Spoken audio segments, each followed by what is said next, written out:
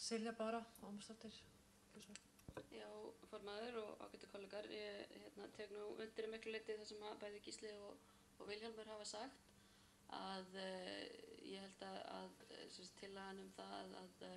leyfa nefndunum svolítið að velja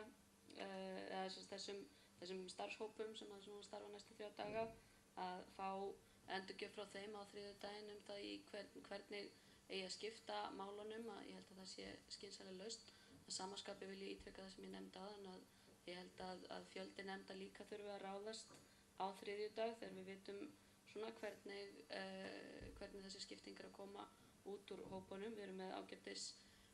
drög að stundatöflum hvort heldur fyrir 3 eða 4 nefndir og ég held að svona þær skorður sem að aðbúnaður setur okkur, fjöldi fundarherbergja og starfsliðs, að fjöldi starfsfólks, að það kannski leið okkur frekar í 3 eða 4 nefndir, en ég vil ítreka beiðni mín það að afgreiðslu þessarar ákvörðunar verði frestað til á þriðjudaginn.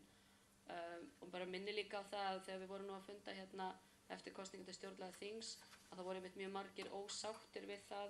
að þessar 3 nefndir, þá hafa nú verið